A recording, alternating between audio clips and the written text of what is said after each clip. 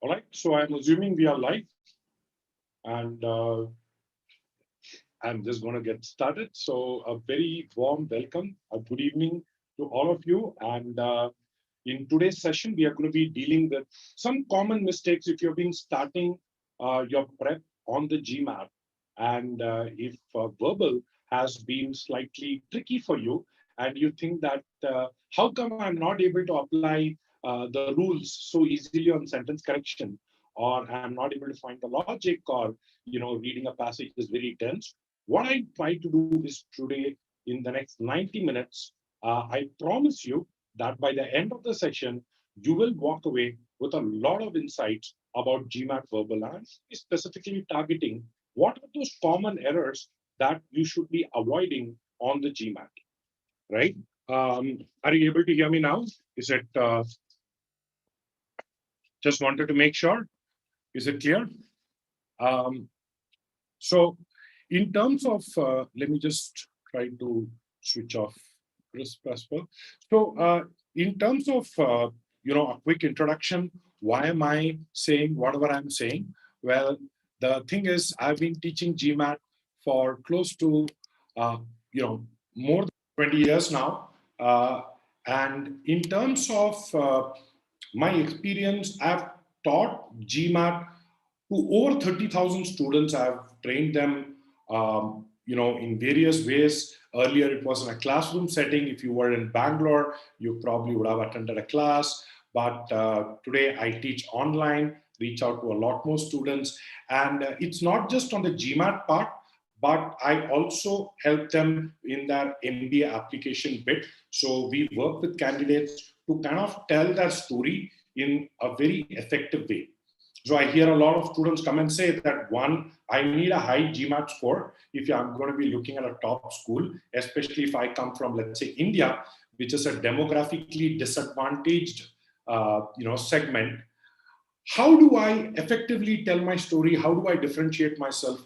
That's also something that I work with students on. And maybe today, at some point, I can give you some tips on how you can actually get started with your application. So stay with me till the end. I will also be telling you how you can actually create a month by month plan if you are looking at applying to a B school in 2021, which is to get admission in 2022. All right. So as I said, whatever I'm telling you is based not on my theory, but it is based on what's worked for students, right? What's really been the one thing that students have told that, Arun, on the GMAT, this is how it happens, right? So a lot of it is from the trenches. And also, we have got students who have gone to some of the top schools. So I'll come back to this a little later. But before we get started, I just want you to be a little grounded. So a little mindful, right? So what happens is there is a lot of chatter that goes in our head. And many of you who have been trying to study for the GMAT know that it's very hard for you to sometimes calm down this chatter so that you have a still mind, a clear mind, so that you can study for the GMAT. My submission to you would be, why don't you take this session as a session where you want to keep everything else out and just focus and pay attention to what we have. And I'm pretty sure that by the end of the session, you would end up getting a lot more value in terms of knowing what the GMAT is really testing you on, right? So let's take a deep breath. If possible, keep your phone a little outside your arm's reach, right? That's a good productivity hack. So in case you're wanting to do some deep work, some focused work, always keep your phone, even that little bit of friction will help you to not check your phones, right? So let's be mindful on today's session, because what I have for you in store is we're going to look at some common strategies, common challenges that students face in all of the three verbal sections: sentence correction, critical reasoning, and reading comprehension. And what I'm going to be giving you is actual strategies that you can apply, right? These are real strategies that you can apply on to GMAT questions. And why should you believe me? Well, what we are also going to do is I'm going to be showing you some actual GMAT questions, right? And we will kind of solve them together. And we will try to see how GMAT is trying to test you. That is really what we are trying to understand in today's session. What is it that GMAT is trying to test you on?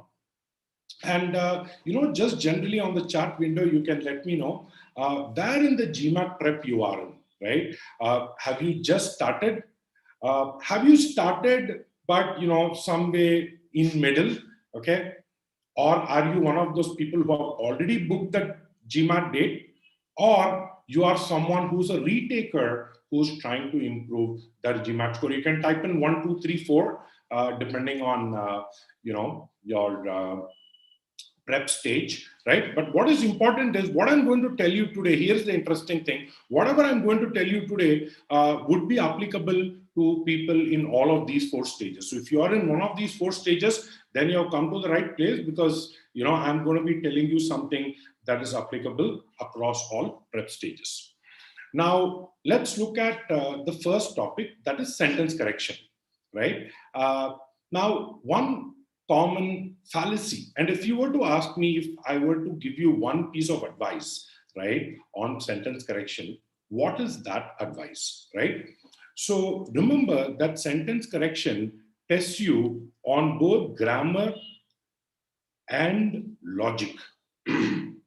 What you realize, what you realize is that up to a 500, 550 kind of score, you can get away with just applying the rules of grammar, right? What happens when you get to a 700 plus range is that logic will also get tested, right? Now, let me give you some common, things that I've heard from students. I'm just going to get some water.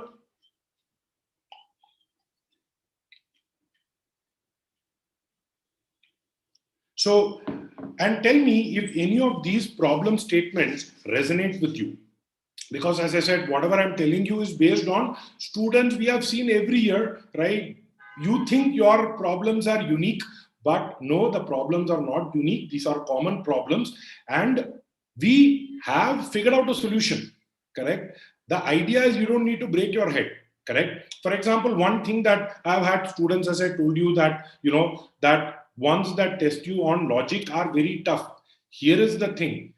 You want tough questions on the GMAT, okay? Because if you want easy questions, well, you're going to get a poor score, right? If you want a high score, then what we need to prepare ourselves for is tougher questions. What happens when you get into a verbal raw score, which is 40 and above, which roughly translates to the 90th percentile? Remember, this is not the 90th percentile for only Indians, right? When you are the 90th percentile on the GMAT verbal, you are competing with the population of the United States and population of United Kingdom, all the English-speaking countries, right? So it is not about English, because if it's about English, then you have someone who probably is going to beat you by experience, but this is more about logic, and that's what we will learn. That verbal 40 is going to be a lot about logic. I will explain how we will use those. Another common complaint that I've heard from students is, how do I remember all the rules? How do I actually possibly go through 100 rules? And it's very confusing, and I don't know which rule to apply. I forget that also. So I have a solution for you. I'll be showing that very shortly, which will hopefully fix this. And here is one thing that I feel is the bane for most people who are not able to hit this level, right? It involves sentence correction discipline. What is sentence correction discipline? It essentially means that you need to use grammar and logic, not sounds right or sounds wrong, as a reason to pick the right answer. And it sounds very, very simple, but trust me on this. This is the biggest mistake that people do. Treat sentence correction like a quant question, like a math question. There is a formula, there is a logic. You'll have to apply both of them together. Okay, so what I'm going to do is I'm going to give you a sample. I'm not going to be, getting into the depth of it, but let me just give you a sample of what we teach at Track Verbal, what I teach in sentence correction. And one of the things that I always tell students is that have a multi-level approach to solving, right? You can't just throw all the rules, right? There has to be a method to the madness.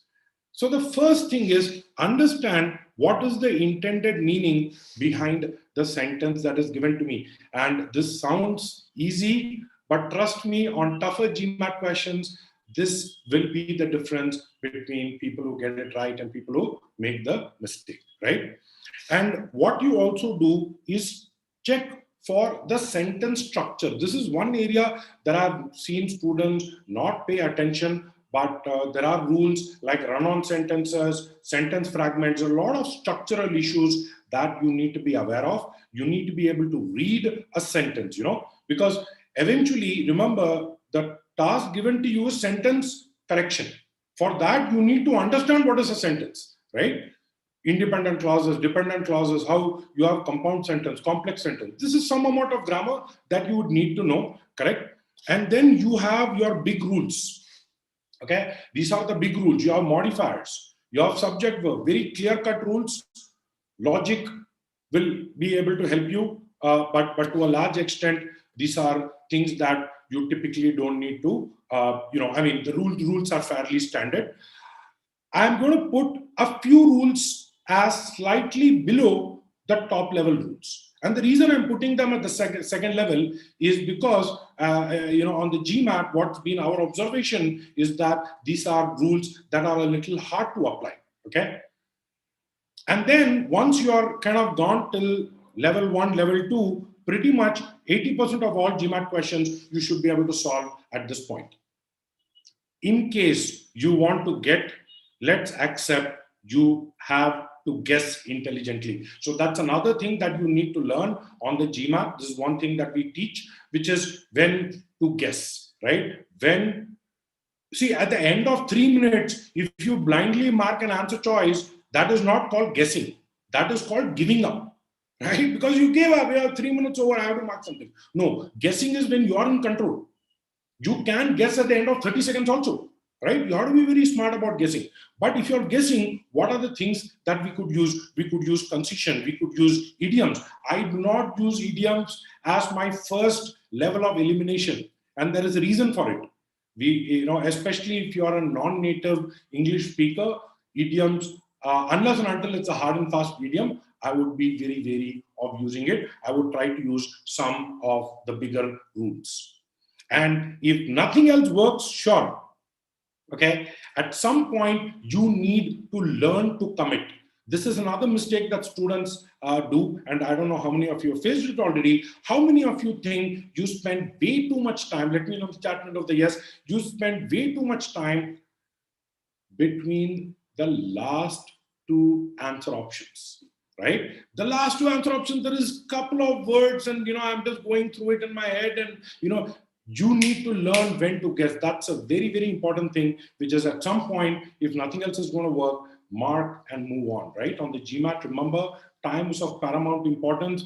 You are going to get about, so I'll just give you a rough split. You are going to get the least questions in CR, only about 9 questions. You're going to get about 13 to 14 questions in RC, right? And then you'll get about the remaining 12 to 13 questions or so in sentence correction, right? So what happens is that your CR will always take, greater than the allocated 108 seconds. Remember, on the GMAT, for verbal questions, we have 108 seconds, right? So that's where timing comes into play. CR, by the nature of it, will take time. Anybody who has solved CR will agree with me that tough CR questions will take 2.5 minutes, right? Reading comprehension, okay, I'm going to show you how, but very important that we do not give it more than 2 minutes, because sentence correction, roughly, you need to be solving in about 90 seconds, right? 90 to 120 seconds is the range that you have for a sentence correction question, all right?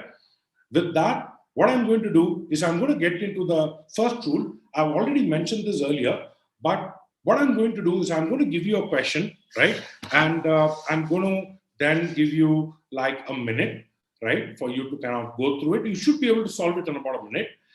And then I'm going to explain how we should have solved it. But this is the strategy that you need to remember, that if you apply just the rules of grammar, it will make no sense.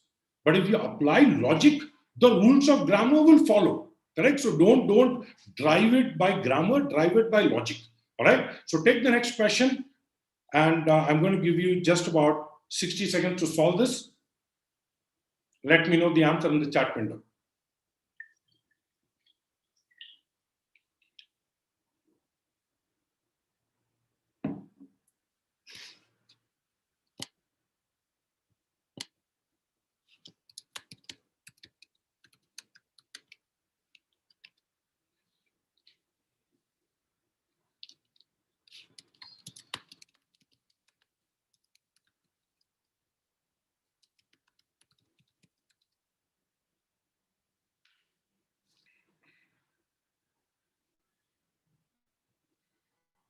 All right. So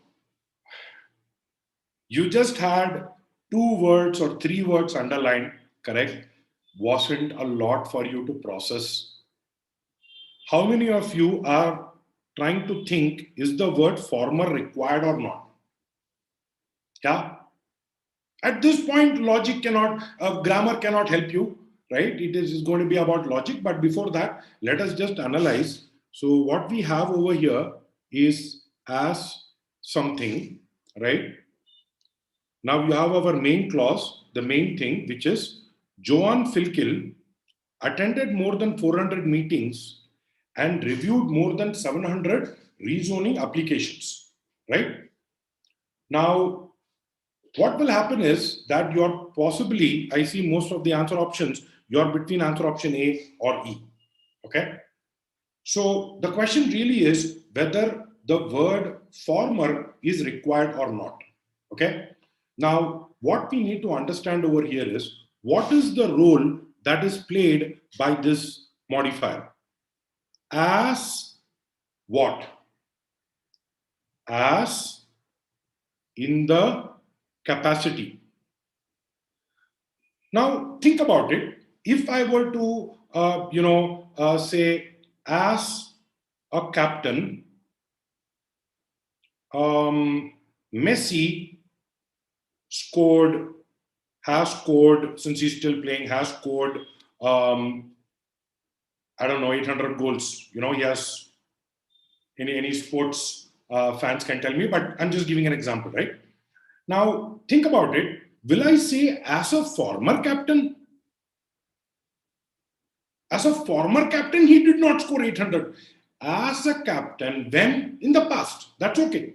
I don't need to say former, right? The word former is not required because we are saying in the past when he was in this capacity. At that point, she attended these and reviewed, right? Think about it, right? You will be attending it. When will you attend meetings or review applications in a particular capacity? As the commissioner, he did an excellent job, correct? Now, let us say this as a former captain, okay? Let's say I'm just going to give a example of cricket over here. Okay, Kapil Dev was invited to give a pep talk to the team. Okay, now in this case, what happens?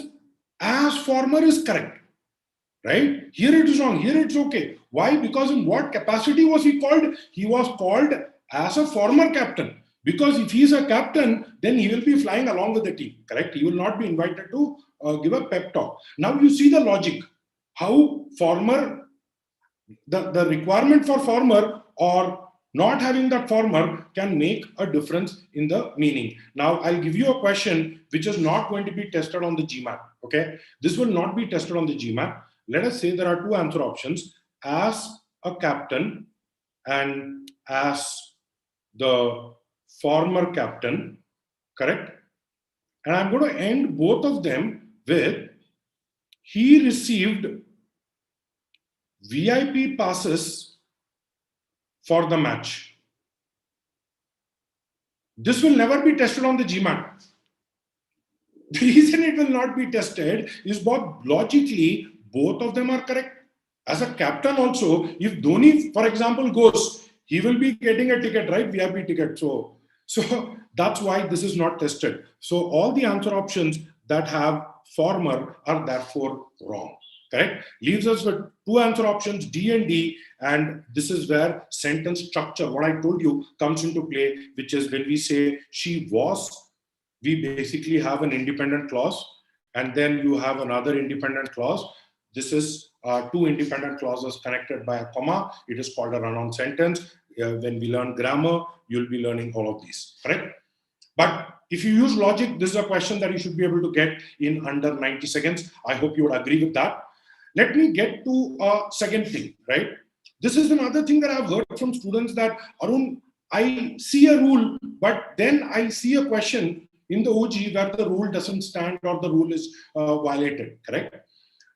Remember, verbal 30, if you are looking at a 500, 550 score, the basic rules will be tested. The moment you are going to get to 700, 760, right? If you are looking at a 760, then remember, exceptions will become the rule. So something looks very easy, there is a good chance it perhaps is not the right answer choice. Okay, with that thought seeded into your head, let me get to the next question, and I'm going to give you about 90 seconds for this question.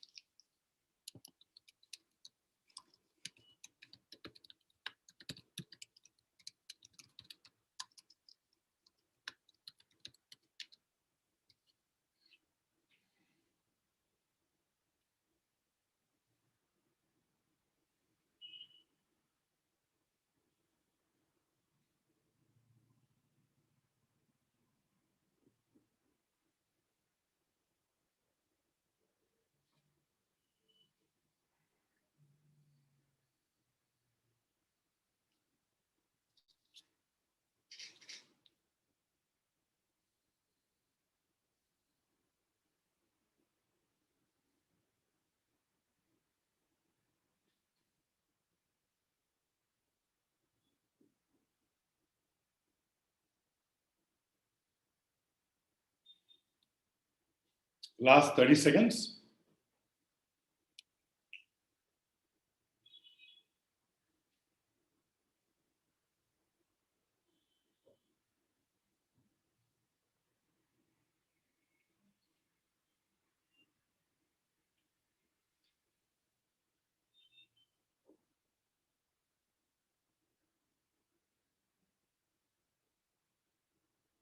Okay, last 5 seconds.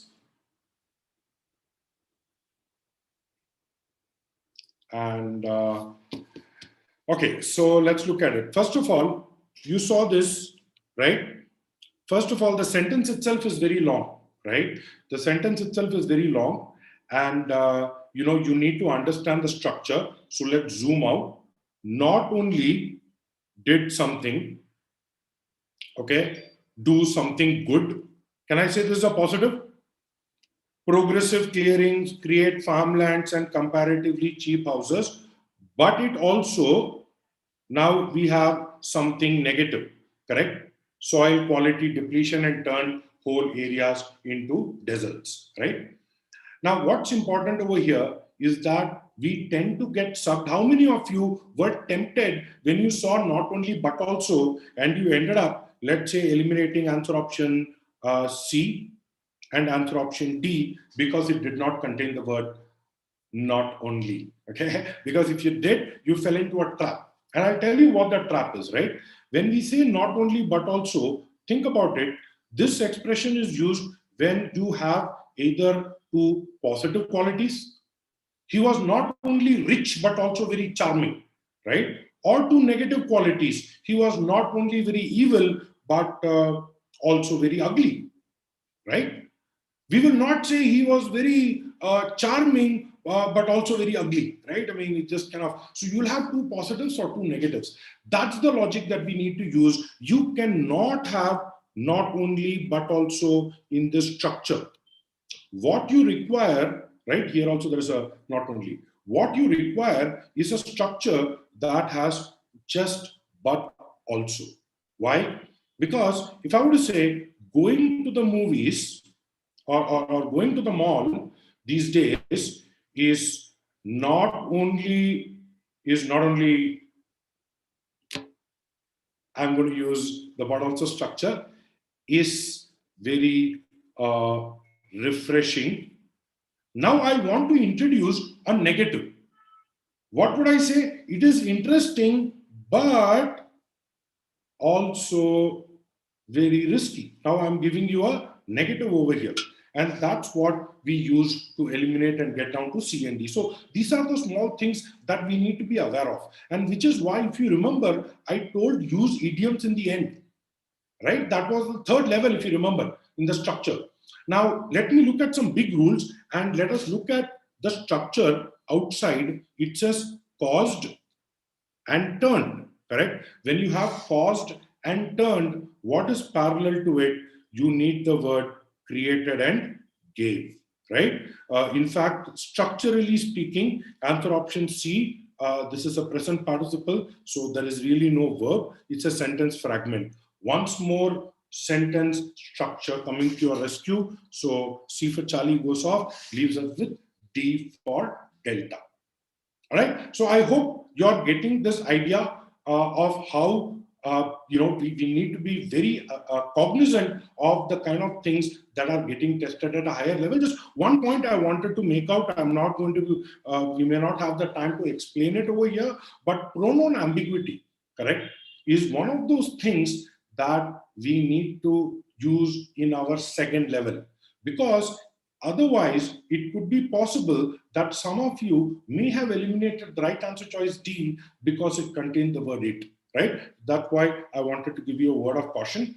And you also saw, in fact, this segues into the next rule, but you also saw how we were able to see the non-underlined part, correct? That's a clue that you should be aware of.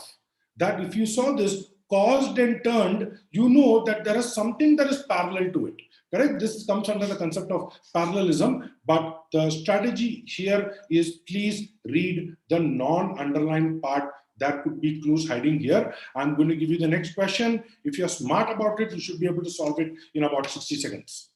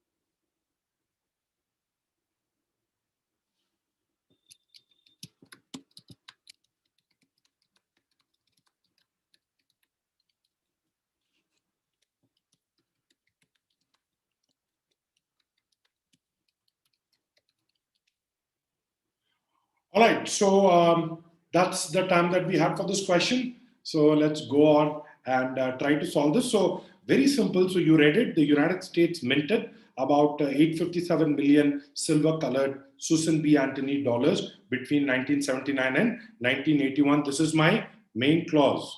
But there is another clause. The coin proved unpopular because of something, because it looked and felt much like a dollar. How many of you were able to see spot the word it over here. Do you realize it's a pronoun? If it's a pronoun, shouldn't it have a referent noun?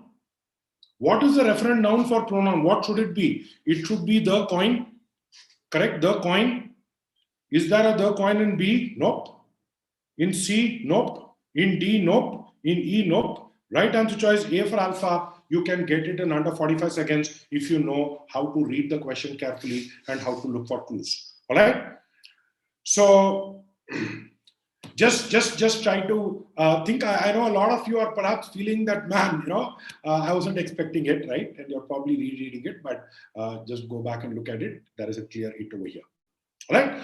So great. Just wanted to get a quick check. How are we doing so far? I hope you learned about sentence correction. You realize that it's not about you. It's about universal mistakes. There are strategies that already exist, right? Which we need to figure out if we were to increase our score, because it's not going to be about grammar. It's going to start looking into logic, which is what is also going to happen in the next section, which is critical reasoning.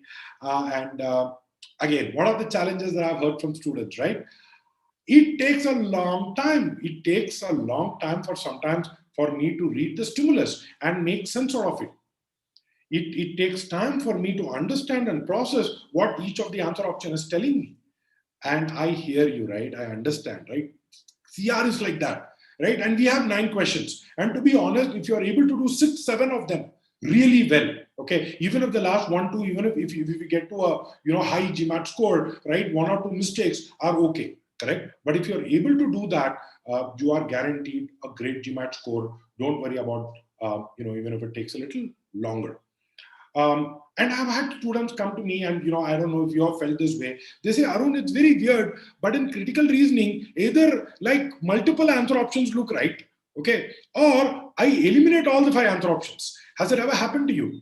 You eliminated all of it, and then you went back and said, well, which one of these did I eliminate for a weaker reason? And you end up picking those ones, correct?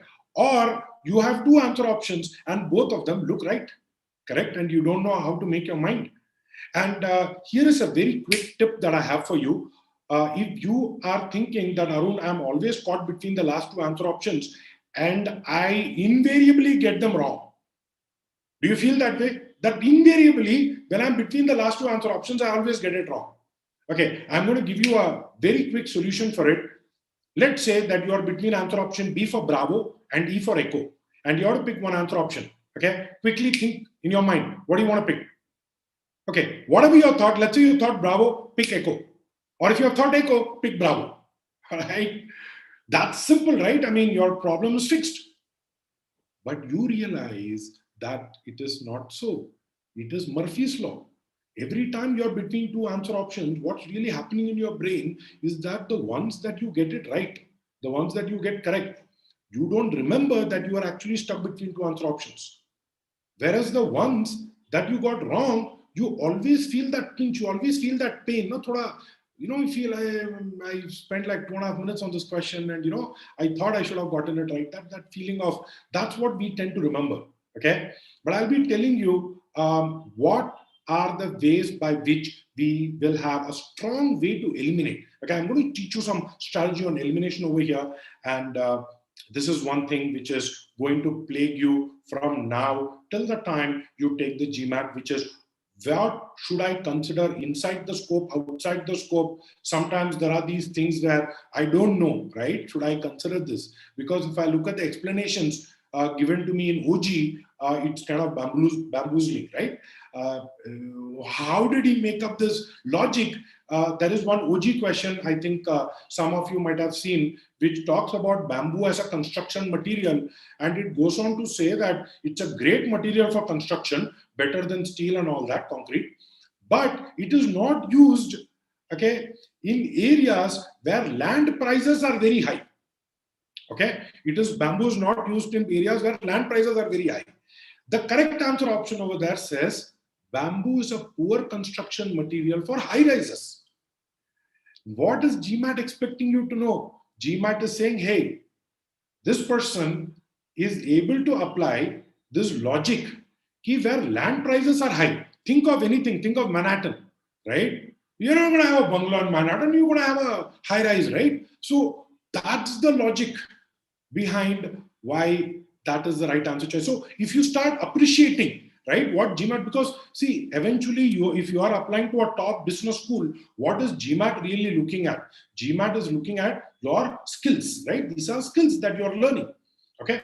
And one skill that you need to learn is always look for argument patterns, right? See, a lot of times students come and say, Arun, I have learned this, X causes Y and Z does not. All that is complicated, right? Let's just pick some simple examples. I'm pretty sure that all of you have made some excuses while you were in school, right? So your teacher said that you didn't do homework, right? So you didn't do homework. So therefore you are lazy. And you have an alternate reason. You tell your teacher there is an alternate reason for me to say that why I did not do homework, and that is because there was, I don't know, cat ate my homework, okay, or there was no power, or I was sick, right? We have all these excuses. No, when we were children, ma'am, we couldn't do this. What is this? This is what is called as a alternate causation. On the GMAT, alternate causation is a very, very interesting concept for you to know. Okay, I'll tell you why. If your teacher wants to come and say, no, you were lazy, okay, you were lazy, and let's say the reason you gave was that you are sick. If your teacher is able to break that argument, correct? If she's able to say, no, I saw you playing football in the morning. If you're sick yesterday, you're playing football, or I saw you play football yesterday, correct? That could mean she is removing an alternate causation, right? Remember, alternate causation on the GMAT is something that is heavily tested. We will be looking at it very shortly, but very important that we identify a pattern, correct? There is some data that will be given to us, and based on that, there will be some opinion that is getting formed, correct? So we need to understand what is the data, what is the opinion, and what are the possible causations, right? There is one more thing that I want to tell you when you are solving critical reasoning questions, which is look out for answer traps.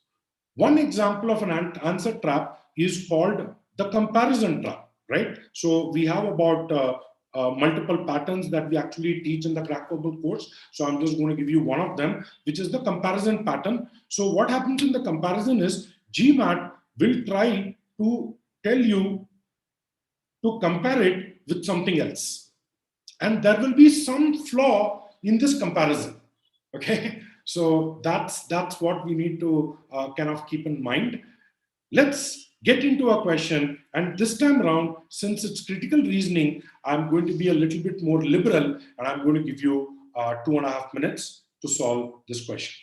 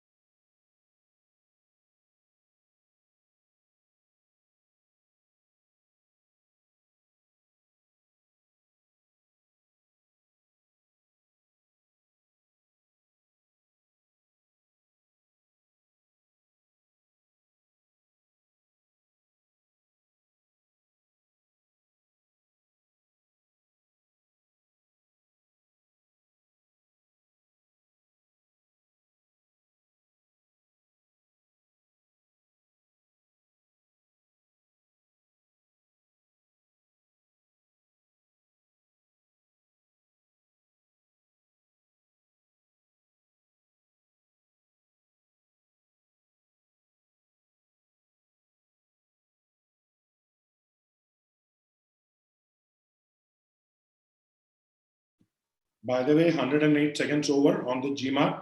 This is the time that you would have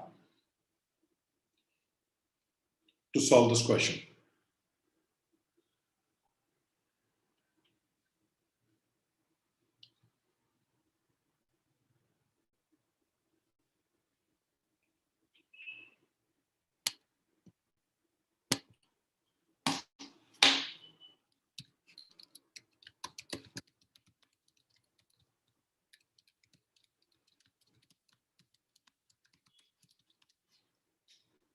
All right, last 5 seconds.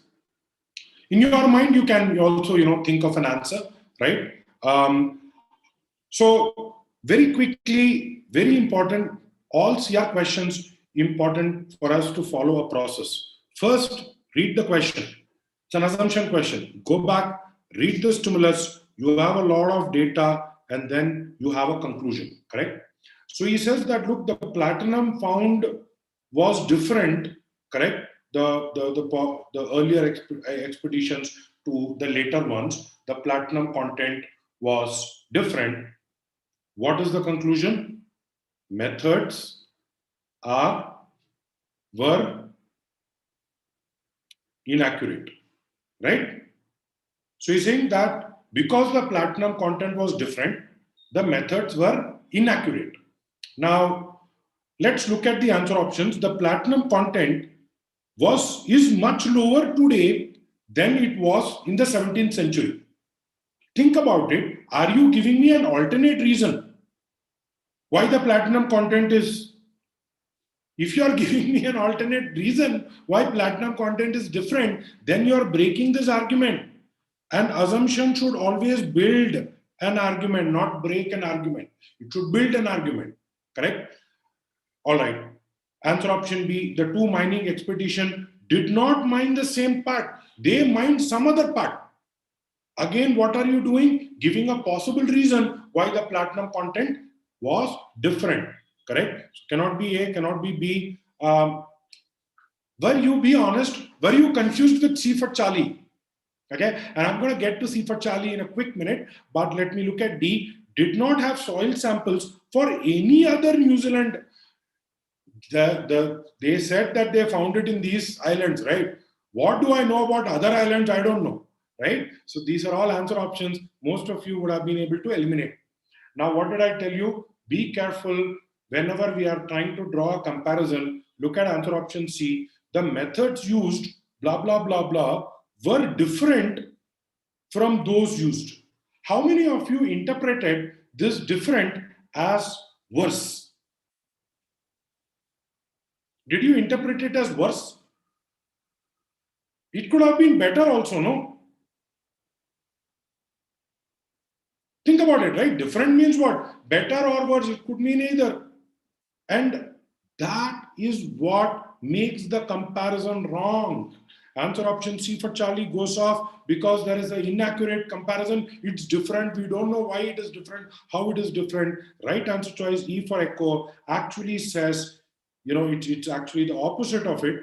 It says platinum was not added because if I adulterated the sample, if the sample got adulterated, then what would have happened? Then also the platinum content could have differed, correct? That's what we need to keep in mind. Remember, right, on the GMAT, I give you a couple of patterns. I hope you are able to understand. If you are able to work your brain quickly, you need to be able to look at these patterns. You need to be able to apply what are some common traps, and that's how you are going to really build your speed.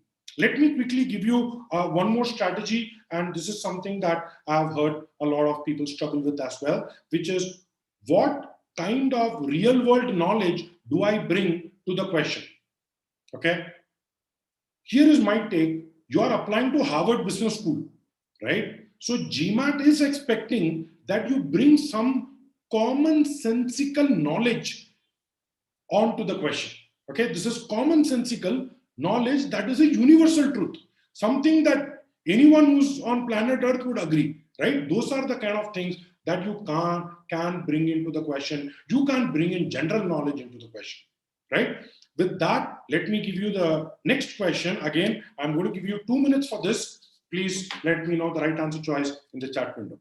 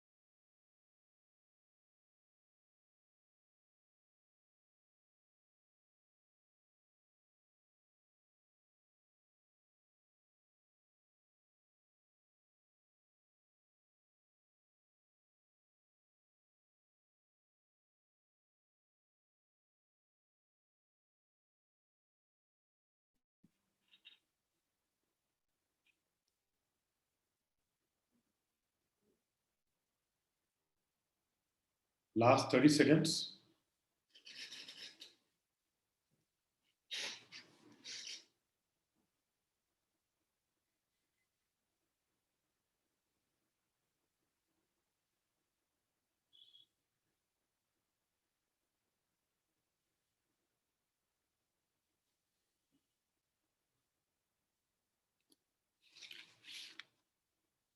Looks like everyone wants to go with E for echo. All right.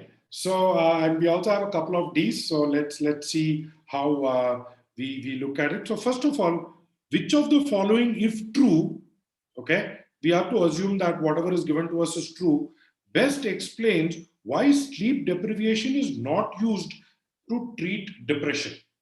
Now think about it. The current ones often have serious side effects.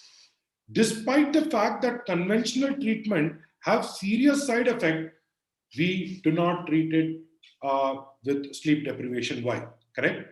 Now, here is where someone from Mars or another planet may not be able to answer this question. Okay, but let's look at it.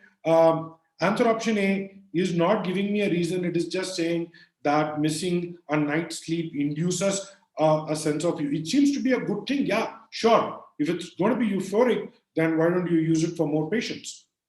Answer option B says keeping depressed patients. What can I say about people who are not depressed? Inside the room, outside the room, outside the room, right? So cannot talk about them. Prolonged loss can lead to temporary impairment of judgment. Okay, so it's a side effect, correct?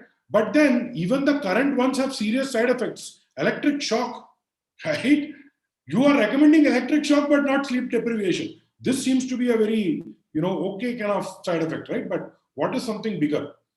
Answer option D, you are saying that the dramatic shifts have not been traced to a particular changes in brain chemistry. In other words, you are saying that though it seems to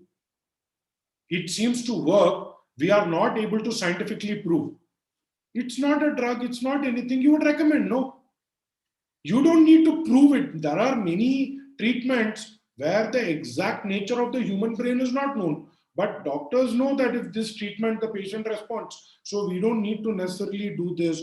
However, the right answer choice E, depression returns in full force as soon as the patient sleeps for even few minutes. What GMAT expects of you if you are applying to Harvard Business School is that you would know that all humans need to sleep. Right? Think about it. All humans need to sleep. And if depression is going to return in full force, then obviously it's a useless technique. That's why it is not used. Right? So again, these are things that we need to be very cognizant, because apart from that, there is really not much of rules in critical reasoning. It is patterns that we need to learn. Okay. So I hope you're all enthused by whatever we have done in sentence correction and critical reasoning. Let me know. All right. I'm going to get into the last thing. I promise I will keep it light and interesting. I know you look at reading comprehension and you're like, I'm so tired, I can't read a passage. How many of you feel that unlike sentence correction and critical reasoning, your mental stamina plays a higher role in reading comprehension? You feel that way, right? Like on days that I'm feeling great, I can get all questions right. But sometimes I'm feeling like crap. I read a passage multiple times. I'm not able to make any head or tail out of it. So very important that we look at reading comprehension with a new light. We look at it with a new lens. And I'm going to offer you a new perspective. And, as I said, maybe in this 15, 20 minutes, I'm going to be giving you a very high level summary of how you should approach. But, it's something that I hope you're able to kind of. Students spend a lot of time reading the passage up front. Okay. And if I were to ask you on a scale of 1 to 10, how important do you think it is to understand the passage? 1 being the lowest and 10 being the highest. What do you think is the importance of understanding a passage? How many of you feel it's very important, Arun, that I understand everything? I usually take like a lot of time, understanding, analyzing, making sure, because if I don't understand the passage, I will not be able to answer the questions. Have you felt this way? And you try to read, especially the ones that are slightly dense. Okay. Well, I got some news for you. Wrong technique. Okay. So now whatever you gave as an answer, right? Whatever you gave us an answer to my question, right? So on a scale of 1 to 10, how important it is, right? So you could say it's a 6, you could say it's a 7, could be an 8, right? But let me now ask you another question. On a scale of 1 to 10, how important is it for you to answer the questions correctly? Okay, now at this point, you're not going to say 7. You're not going to say, oh, you know what, nice passage, I like to read it, but, I'm okay to get it wrong. No, the answering is the most important thing. That's what GMAT is going to reward you on. Remember, it is not going to reward you if you understood the passage completely. It's going to reward whether you're going to be able to answer the questions correctly. And that's what is going to happen when you start looking at higher GMAT, higher level GMAT questions. The passages are not going to be Greek and Latin, right? The passages you will be able to understand. But it's our smartness to understand what to understand while we are reading it for the first time, and what we have when we read it for the second time. I'm going to be talking about it very shortly. But how many of you fall into this trap? That you read, you go back to the passage, you read something I mentioned, that guy is mentioned, you come back and you pick it, and then boom, answer is wrong. And you're like, acha, I went back to the passage, it's saying that he said it this way. That's what GMAT is going to test you when you're going to get to tougher questions. All right. He's going to confuse the hell out of you. Okay. So some basic strategies. The first strategy is, remember that reading, when it says reading comprehension, remember, reading is a very generic word. There are various types of reading. Okay. So one type of reading is called skimming, and another type of reading is called scanning. Can anyone tell me, what do you think is the difference between skimming and scanning? When do we skim? When do we scan? It's a kind of a small difference. Both you are reading. In both cases, you are reading. When do you skim? When do you scan? All right. Let me know the chart, and I'm going to give you the answer.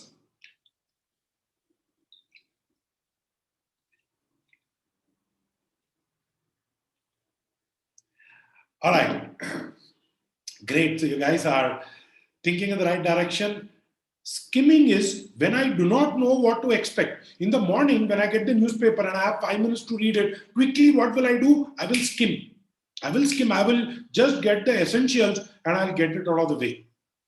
But if I'm now going to classifieds and if I'm looking for a rental, okay, that time I'm going to scan according to my preference. Something that I'm looking for, I'm searching for something is a different type of reading. Correct? So what you have to do on the GMAT, which one do you do? Skimming or scanning? What do? You do both, right? So what you do is you first skim, which is when you're reading the passage, then you scan, then you go back to the passage, read where exactly is the information, that time process it and try to do it. What is just general information, the structure and the tone.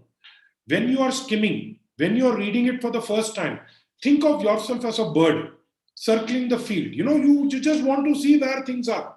Okay, my intention right now is not to understand. I'm just trying to get a logic. Okay, what is this passage about? What is it telling me at a whole? Correct? I'm not going to get sucked into the details at this point. Right? I'm going to go in my fourth gear. But when I get to my passage, after seeing that there is a question, because it's 10 out of 10 for me, that's the most important thing. Now I'll go back to the passage, take my time, read the sentence, make sense, and try to solve it. Okay, so I hope all of you are getting that. And as I said, answering the question is more important than understanding the passage. Please remember this, tattoo it on your arm, put it on a post-it, keep reminding yourself. Don't stress if you did not understand. You can still answer questions on the GMAT, and I'm going to be showing you how very shortly, right? And one very important thing that you need to remember is you may not know what the right answer option is, but if you are smart and you can eliminate the wrong answer options, you can actually get to the right answer choice. Okay, this is a very, very important thing. Remember this, I'm going to give you something food for thought. I want you to think about it. On the GMAT, if you want to score high, focus not on solving the question. Focus on getting to the correct answer. I'm going to say that again. Don't focus on solving. Focus on getting to the right answer choice. 108 seconds. This is a test. This is not English. This is a test of a particular skill. And that's the skill that we are developing, right? The GMAT skill. So what I'm going to do is I'm going to give you a passage and I'm going to give you a quick 1 minute so that you can, kind of read the passage. And we also teach a process called mapping. Many people have different ways in which they do that. I have a very, very specific way in which I teach mapping, but you can do whatever way you want. 1 minute, very quickly, read the passage. Just 1 minute.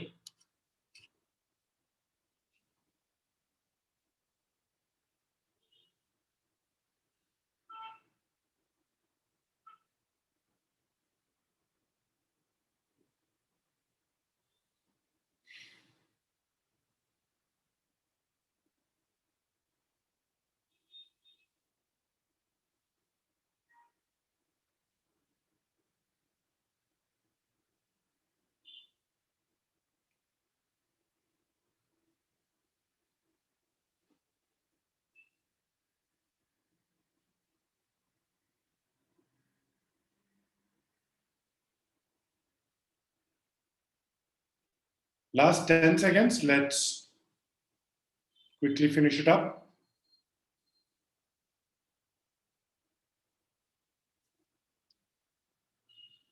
All right. Okay. So here is what I'm going to do. I'm going to just look at the number of sentences. You have one sentence over here, second sentence over here, third sentence over here, fourth and fifth. There are only 5 sentences in the entire passage, very short passage, correct? I don't need to get sucked into vigilant behavior in smaller groups. Either it is for predators or it is for food. For all of you able to get the structure, remember, like a bird circling a field, okay, like a reconnaissance mission. When you go into an enemy territory, just you want to see where things are. Okay, first paragraph, predator, second paragraph, food. That's all. You, in fact, as you get better and better at it, you will realize that you'll have to come back to the passage multiple times. So here's what we're going to do. You think you have understood the passage. You think it's an easy, passage. Well, let me give you a question based on that passage. Okay, and I'm going to give you 90 seconds to solve this one.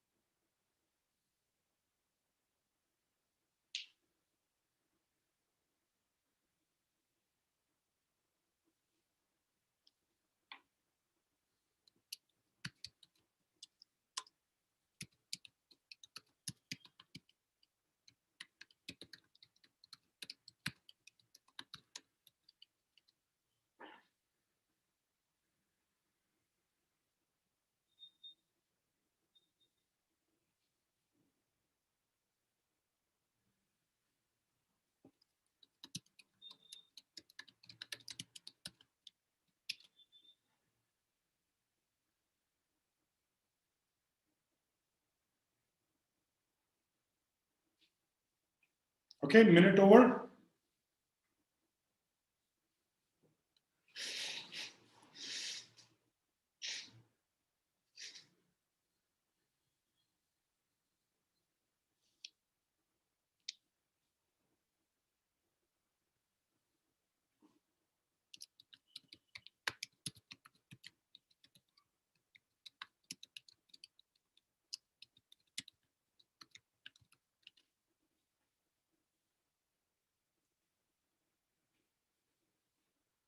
All right, so 90 seconds over for this question. Very simple question, guys. You all knew the passage. You said the passage was very easy. Okay, but then what happened in the questions? So just very quickly, let me know the chat window. Did you think it was confusing?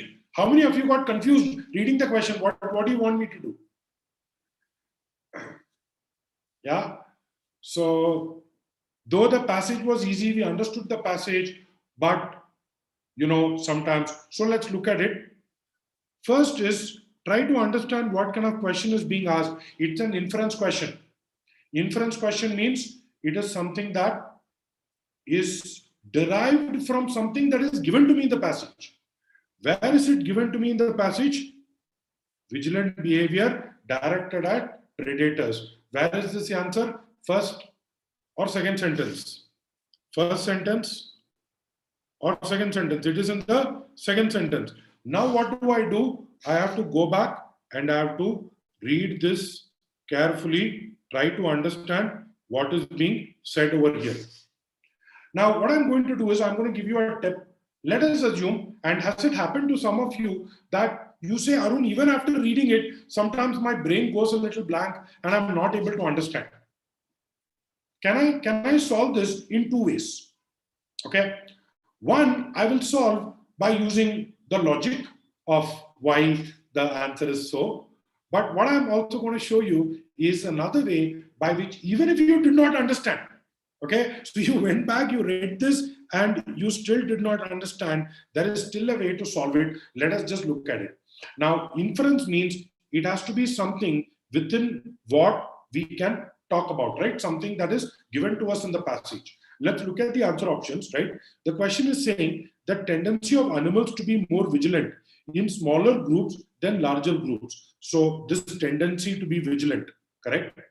The difference between smaller groups and larger groups would be minimized, right? It wouldn't matter if you are in a small group or a large group if which of the following were true. If the following are true, then the difference would not matter. Let us say you didn't understand, you're looking at the answer options, but let's just look at it. Blah, blah, blah, blah. Even when predators were not in that area. Wait a second. Predators in the area, predators not in the area. Is there anything that I can comment on that? Is there any information given to me in the passage? Nope. Answer option B. Interior of the group, periphery of the group. Is that mentioned over here? Well, yeah, it is mentioned about periphery. it is mentioned about, edge of the group, periphery of the group, correct?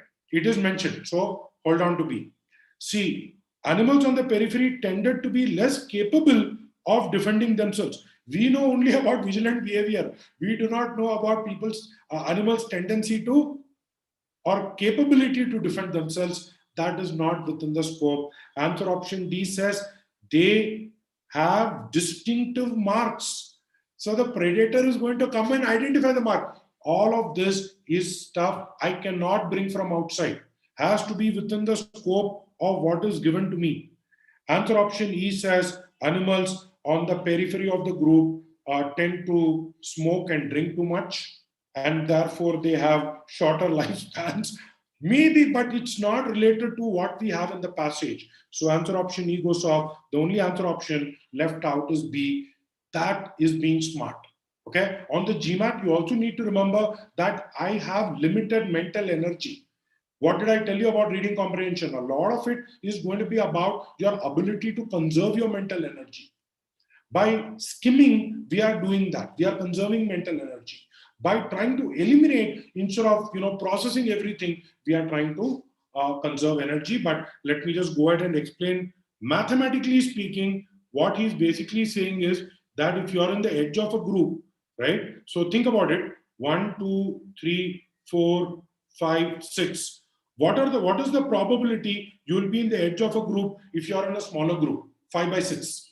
And if you look at a larger group, right, I'm not going to draw all the circles, but you get what I'm trying to say here, right?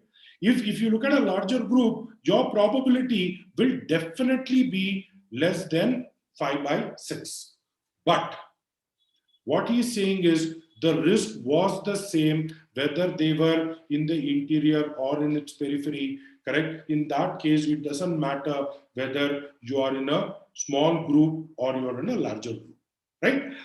So with that, I just wanted to kind of, help summarize, what I wanted to kind of look at today. So you looked at sentence correction. We looked at why logic is important. We looked at some exceptions when they become rules. We also looked at some techniques that we need to apply when you're solving sentence correction questions. In critical reasoning, we looked at some patterns, some error traps. We also looked at how it is important for us to bring real world knowledge in order to solve GMAT CR questions, especially when you're looking at a 700 plus. And finally, we looked at reading comprehension. I hope I was able to kind of, so just let me know in the chat window, whatever I told you, do you think these were things that you were able to apply, you find them effective? Because in this short period that we have in this webinar, I just wanted to make sure that I'm able to add value so that you have something very concrete that you can take away. But before you go, there is something else that I have. I'm going to stay back for Q&A. Okay. But before I go there, just wanted to let you know that, I really hope the reason we kind of come and conduct these sessions is that, all the years of teaching. So what I've shown you is just a small part of the strategies. We have a lot more strategies when we teach them in the course. And, I just wanted to let you know, I appreciate your time. I asked you to be a little bit mindful, and I'm very thankful that you are paying attention to the session so far. I have a bonus coming up. So I'm going to be giving you the link over here. If you like today's session, you will absolutely love the session that we have coming up tomorrow. That is the 10th of July. This is going to be on MBA application, and I'm going to be answering all the top questions people usually have, right? And let me see if I can, kind of think, are these the top questions you have, right? Number one, is my profile good enough? What is this profile improvement? How do I improve? I have 3 months. What do I do with my profile? How do I showcase my profile? What do B schools want to see in a successful candidate? B, how do I really pick these B schools, Indian B schools abroad? Should I be even going abroad? What about these visa regulations? What about the quality of education? What about Indian schools apart from ISB? What about ISB, right? Those kind of questions. Third, well, what do I need in order to, put in a weighing application what do I, what are the various components? How do I address the essay? How do I select my recommenders? All of it I'm going to be talking about in the upcoming session. Just wanted to also let you know that I have weekend classes. We do both on-demand and live courses. If you enjoyed this setting, we have a live course where we teach GMAT verbal. It happens every weekends. So in case you want to reach out to someone, please do so. We also have a bouquet of application services. In case you are interested in that, please feel free to reach out. We will be glad to help you with your application package. Any questions you have, please let me know in the chat window. I'll be happy to answer those questions. And just one last point, in order to reach out to us, this is our number. And in case you go to social media, just wanted to let you know that we post regular content. I'm going to take the first question. How much time do we allocate for reading the RC passage? Sometimes GMAT is giving read science-related passages. Yes, I understand science-related passages can be a little tricky, but here is the thing. GMAT does not expect you to have the technical knowledge, right? GMAT is not expecting you to have the technical knowledge.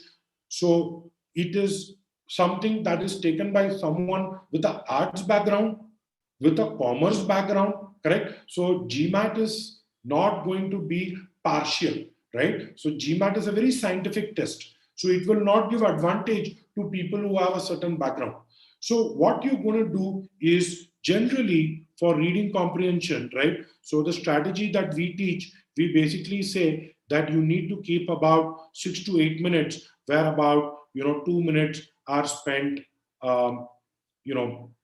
depending 1 to 2 minutes spent in skimming, and the rest of the time, which is about 6 to 7 minutes, you spend on scanning, right? Especially if you have four questions, and on tougher GMAT questions, that becomes important. So it's very important that you are able to conserve your mental energy. You are able to conserve your time, because that's the only way you're going to be able to save time on reading comprehension, right? Because as you correctly pointed, every inference question would require you to go back to the answer, go back to the passage and read it multiple times. Questions will take time. Tough questions will take more time. See, you have to respect tough questions, right? They deserve a little bit more time and you have to give it to them, right? What is important is us being smart about it, us being intelligent in the way we approach it. I have another question from Dev Mandal. So thanks, Kritika. I hope I was able to answer your question. Second question from Dev. What are some strategies to improve logical understanding for sentence correction? I find the logical understanding a major differentiator. So Dev, it's a very valid point, right?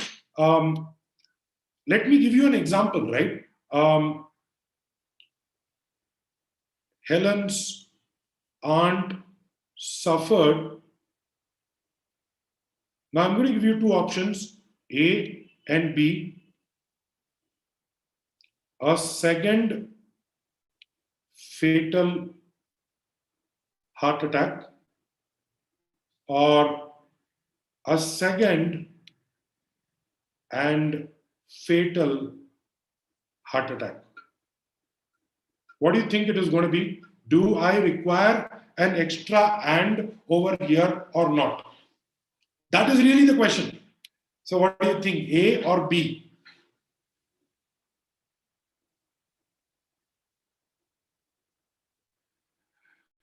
Well, that's where grammar and logic come into play, right? I'm just trying to present my things that, see, GMAT also wants a way to differentiate people, right? So it is saying that, look, if you think that these two adjectives, right, and then you have a noun over here, right? That's how grammatically you will break it up, correct?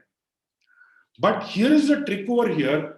What happens over here is that this doesn't work as an adjective. This rather works as an adverb. So what happens over here is you are saying it is a second fatal attack. He had one fatal heart attack. This is his second fatal heart attack. No, cannot be possible. You have only one heart attack, right? I mean, Sorry, but you know what I'm saying. If you have a fatal means causing death, right? So when you say second and fatal, you want to say it was the second heart attack, not the first one, but that proved to be the fatal one. The first heart attack was a non-fatal heart attack. Correct? Now this is where GMAT, and we have in our course we have also provided solution for all the OG verbal questions. And if you enjoyed solving questions like this, I have solved all OG questions using this logic, right? Where in sentence correction there is a way, there is a method to the madness. If you solve OG questions using that rigor, you should be able to see the logic in under 2 to 3 weeks, right? I can guarantee within 2 to 3 weeks you should be able to improve tremendously on sentence correction. So Dave, I hope I was able to answer your question in some ways, but that's going to be a challenge that you need to be facing, you will be facing on the GMAT. All right, third question is from Avichal. So Avichal is asking, I have my GMAT in 12 days, stuck at 35, 37 level, need to reach 40. What can I do to maximize my score? How many days before the test should I take my last mock test? So let me do this. Let me answer it in two parts, right? So the first part is that I have 10 to 12 days left, right? So I have 10 to 12 days left, last 2 weeks, right? What should I do? Right? So I'm going to give you 3 things that can improve your GMAT score, right? If your GMAT make or break is based on these 3 things: theory, application, and test strategy. Correct? How well you are able to guess. You cannot do anything on theory. To be very honest, you have already reached a point, I'm pretty sure, Avichal, you have practiced enough, right? Like theory, more or less, you might know. What sometimes becomes the difference between a 35, 37 and a 40 is sometimes the way you are applying a particular question. And more importantly, your test strategy, right? You need to get enough easy questions right, fast enough for you to see harder questions. And you should make not or you should get enough questions right at a harder level for the algorithm to reward you to stay at that level, right? So this gets into the algorithmic. So I think these are the 2 things that I would definitely suggest that you focus on, right? I don't know exactly what it is. Maybe you can reach out to my team and we can have an expert look into your specific problem. But test day strategy is another area that I would definitely recommend you look in, because that is the difference. A 38 and a 40 could be the difference of how you are able to tackle those 36 questions in 65 minutes. One more question from Kritika, which is for RC is my weak area. Is it beneficial to read the question first and then read the passage? So there are 2 problems over here, Kritika. So the first problem is on the GMAT, you are going to be able to see only one question. And if the question is, which of the following is the main idea, correct, your strategy is going to backfire because there is no real point in seeing the passage and kind of coming back. But even otherwise, and I was a test prep instructor for another test many years ago, right? I started my career teaching CAT. And one of the things we used to tell for CAT is look at the questions and then go to the passage. Great strategy in that test, not a great strategy on the GMAT. Because GMAT, a lot of questions are going to be based on comprehension, your understanding of the passage. So what happens if you read the question, you end up getting into this tunnel vision where you go back, read the passage, but you're really not trying to understand, not getting that pinched out view. I told you, you have to be just kind of circling the field, right? But you end up getting into the details, reading stuff, missing out the forest for the trees, right? So that's what is going to happen. So I wouldn't recommend that. All right. So any other questions? Let me know. And for everyone else, thanks a lot. It was great meeting you. As I said, I'm going to be having the session tomorrow. So in case you are interested to learn about MBA, and in fact, if you ask me, along with your GMAT prep, this is something that you should be keeping in mind. So definitely suggest if you are serious about GMAT, then do ensure you come over to the session tomorrow. All right. And we'll just wait. So maybe you can. I'll just check. Can I? we are kind of end of the time that we had. I just wanted to check if anything else. If not, I'm just waiting to any last question. Thanks so much for asking questions, because it's something that helps me understand that you're processed. All right. So great. Thanks a lot for your time. So no more questions. I will let you have your dinner. Thank you so much. I hope this session was useful, and I hope to hear from you very soon. Thank you, and happy weekend, and stay safe.